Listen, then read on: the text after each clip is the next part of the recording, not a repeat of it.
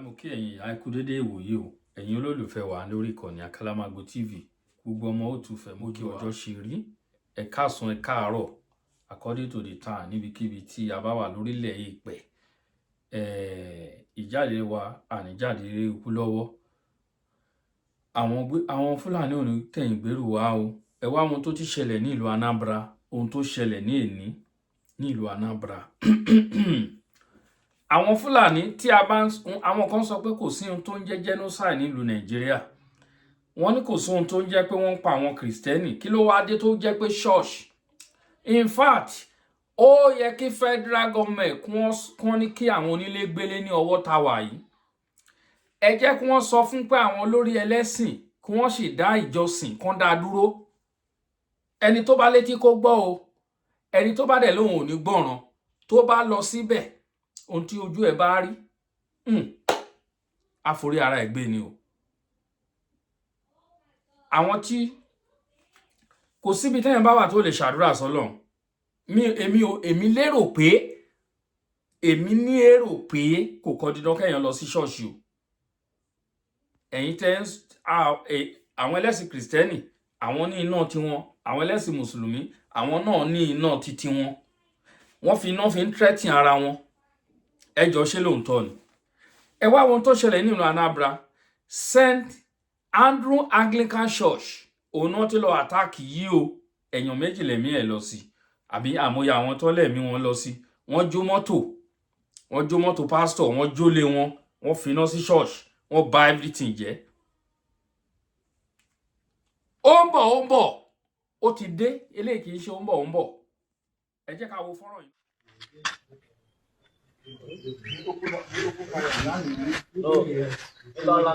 Now, when they follow them, these people supposed to back to the court.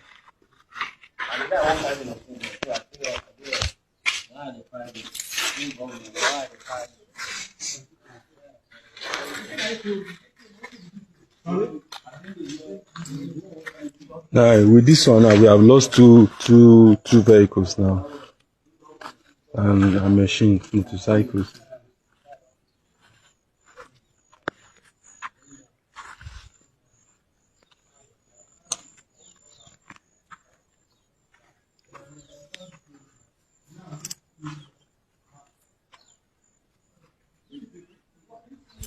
This is the pastor's house. I was burned down and razed to ashes. And I still think that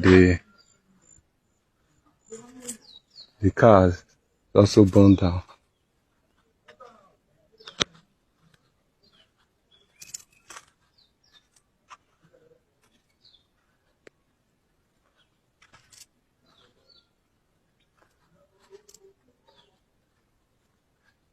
Oh, Jesus. This is the pastor's car. Burned down. Ukochukwu's car. Burned to ashes and the building. Let's see.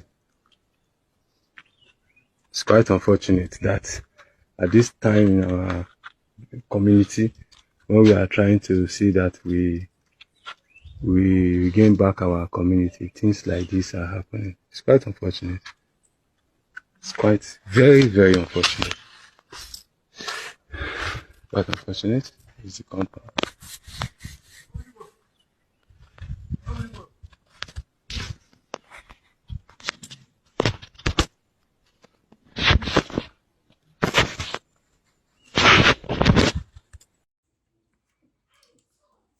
Òun lẹ gbọ́ yẹn o. Ẹ jọ̀ọ́ nírú táìmù táwa yìí ọdún la ti ń wò lọ́ọ̀kan yìí o. Àwọn èèyàn ti ń kógi sí nọ́ọ̀sì, wọ́n ti ń di ráìsì ọdún ti ń fẹjú kẹ̀kẹ́ láwọn agbègbè kan. Torí gbogbo ọjọ́ ní December, from December 1 to the 31st of December to on the 1st of January. Ọdún ni. In fact, gbogbo ọjọ́ lọ́dún. Ẹ wo ohun tó ṣẹlẹ̀. Ẹ wo bọ́n ṣe ṣe ilé ìjọsìn.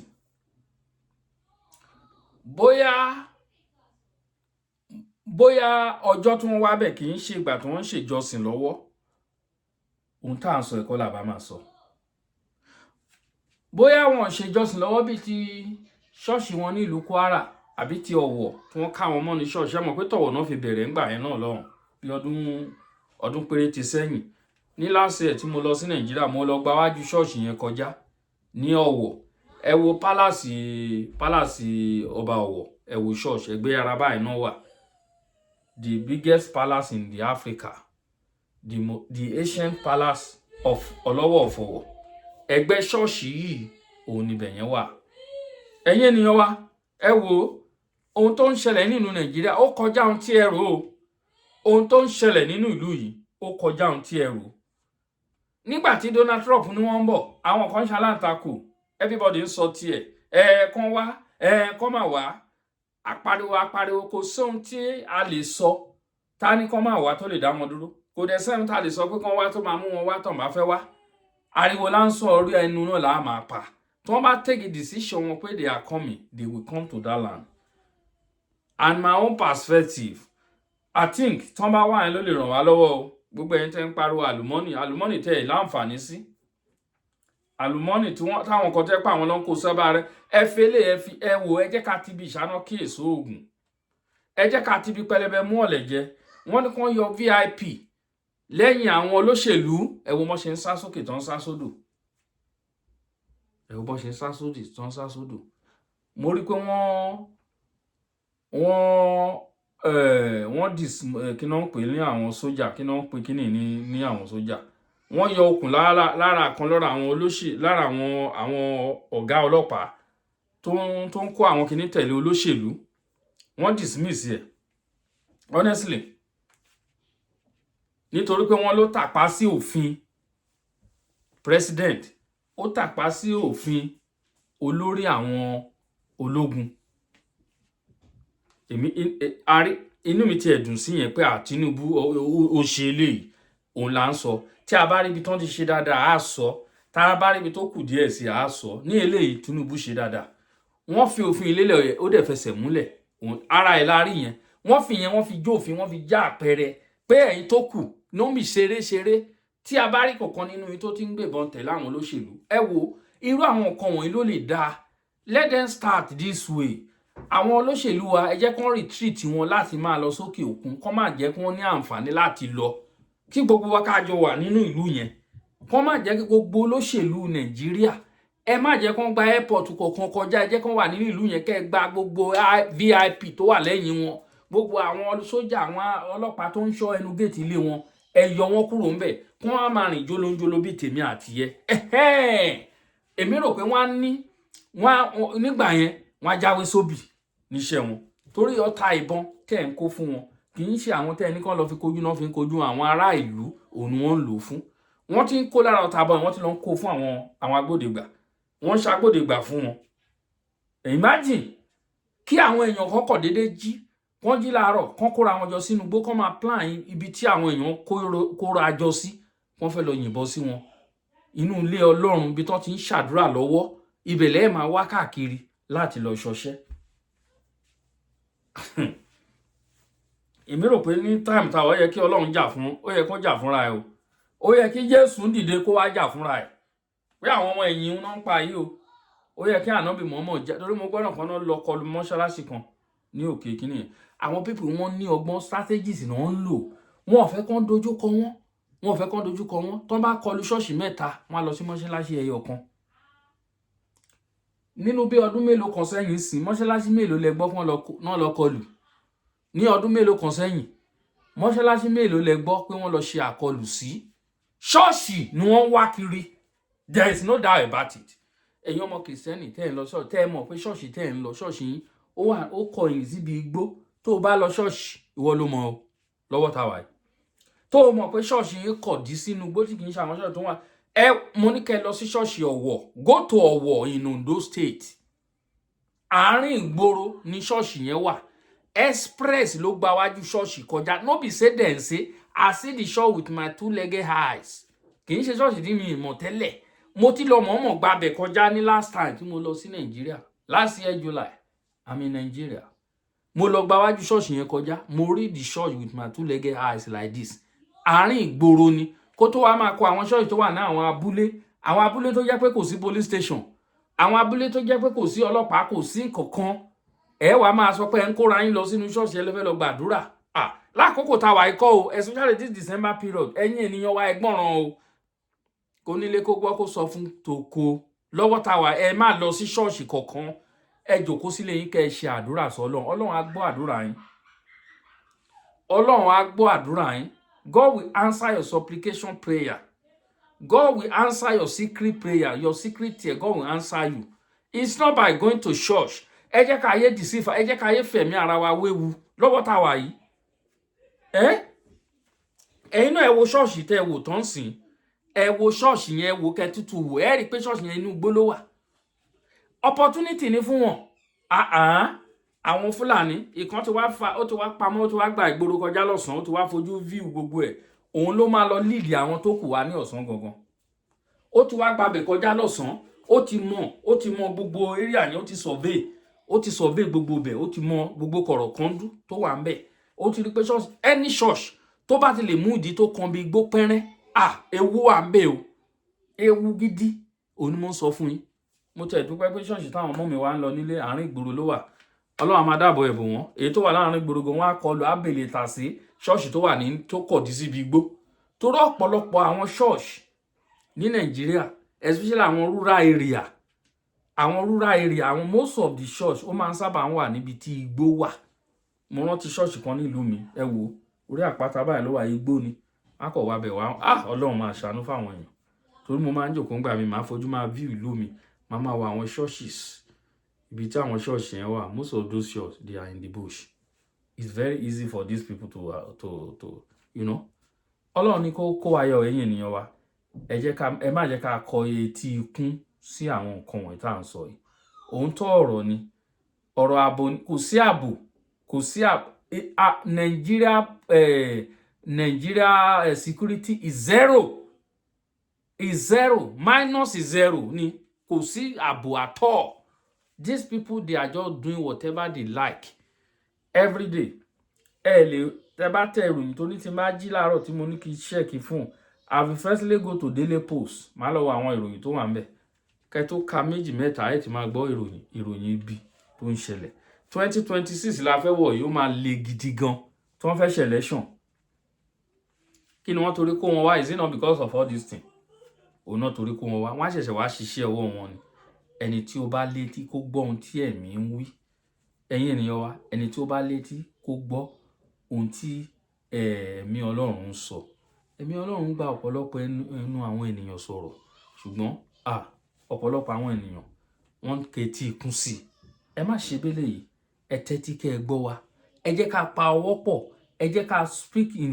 one voice láti gbára wa sílẹ̀ lọ́wọ́ àwọn atiláwí lọ́wọ́ àwọn eṣin ìkọkú àwọn olóṣèlú ò lè gbà wá mo jáde mo sọ̀rọ̀ lórí Facebook ibi tí mo ti ń sọ̀rọ̀ sí àwọn ọmọ ìlú mi láwọn ọmọ ìyá mi àwọn tájọjọ mú omi kan ọ̀pọ̀lọpọ̀ wọn attack mi àwọn tó dún wọn fún àwọn alátẹnujẹ ọwọ́ olóṣèlú ò bá fún wọn ní nǹkan wọn ò róúnjẹ jẹ wọn àwọn aláìníṣẹ́ lápá kí wọ́n bá jí kán máa rìn kiri ìgboro kán wá sìgá kán máa mu sìgá àwọn dìdìrìn ọlọ́pọlọ kúkú wọn à ń sọ ń tọ̀rọ̀ fún wọn ò fẹ́ gbọ́ àwa adúpẹ́ lọ́wọ́ àwọn tí wọ́n listen nínú àwọn kan lọ́pọlọ nínú wọn tán dẹ̀ mọ̀ pé we are passing message it's not by mouth we are passing message to these people but few of them because àwọn tí ò tó gbọ́ àwọn few ni ẹ má jẹ́ kí tàn mí lè parọ́ few ni because majority people they understand the message majority of people they understand the message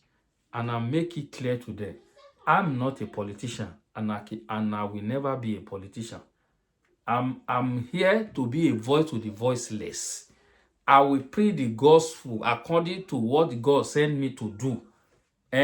Ara ìlànà tí a lè má jẹ́ pastor àwọn nǹkan tó náà jẹ́ ká ṣe lélẹ̀ a fẹ́ gbẹnu àwọn èèyàn a fẹ́ la àwọn ènìyàn wa lójú àwọn ìyá wa tán ọ̀pọ̀lọpọ̀ àwọn ìyá wa ló wà nínú ìgbèkùn wọn ọmọ kọ̀ọ̀kan they don't know anything wọ́n á kọ̀ kún wọn jọ ni wọ́n bẹ̀rẹ̀ sí máa parọ́ fún wọn àwọn náà gbàgbọ́ wọn máa kọrin wọn á fún wọn ó yá igba 100,000 ẹ lọ pín inú wọn dùn wọ́n ti rówó magí ó ti tán síbẹ̀ owó tí wọ́n pín sínú ìlú ẹ fi túlù ṣe ẹ jẹ́ kí àwọn èèyàn gbáyé gbádùn àpapín kò torí wọn ń béèrè lọ́wọ́ ara wọn ti mọ̀ pé báwọn ṣe ń ṣe nìyẹn they will not ask they will not wọn ò ní gbé àwọn ìgbìmọ̀ kan jọ wọn ò ní gbé àwọn ìgbìmọ̀ kan, wọn ò ní gbé wọn dìde pé kán lọ máa mọ́nítọ̀ owó tí wọ́n ṣí ẹ̀ fún ṣíṣí local government, kán lọ mọ́nítọ̀ ẹ̀ láti lọ máa jáàbọ̀.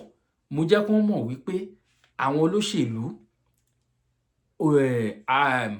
aṣojú ni wọ́n jẹ́, aṣojú, wọ́n lọ ṣojú ìlú ni. Ẹni tó bá lè lọ ṣojú fún yàn ó yẹ kó padà wá jẹ́ ààbọ̀ fún ẹni àwọn tó fi ẹ́ ṣaṣojú. Ṣùgbọ́n kò sóhun tó jọ bẹ́ẹ̀. From the federal to the local level, àpapín ni. Owó kówó tó bá ti wọnú àpò wọn bẹ́lẹ̀ wọn á pín ni. Wọn ò rán anybody ẹ níṣẹ́. Wọ́n á pín ni lọ́wọ́ ara wọn. How long are we going to continue this way? Ohun táwọn ẹni ọ̀pọ̀lọpọ̀ wọn understand nìyẹn. How long la fẹ́ continue? Wọ́n sọ ẹ wo òtútù tó wà nínú tàwa kò dẹrùn lọ́wọ́ tàwa yìí. Lótútù tó wà, a dúpẹ́ pé òun jáde díẹ̀ léni. Ìlú tàwa tiẹ̀ wà, àwa wà bí ìpẹ́ àwà láfíríkà. Wọ́n ń pe Spain ní Áfíríkà ni torí àyìn rórùn sójú.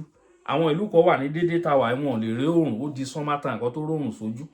Ẹni tó bá rọ pé rọ́n mo pa kó comment síbẹ̀ ní àwọn country kan tẹ wà ní nǹkan tí òtútù ń wé ń bẹ̀. Kò sóhun tó dàbí ìlú wa. Ọlọ́run dá wa sí ibi tó dáa. We have the best weather. Everything, God bless us with it. Ṣùgbọ́n àwọn kan wọ́n sọ wá di agbé, wọ́n lé wa dà síta kò kàn wọ́n.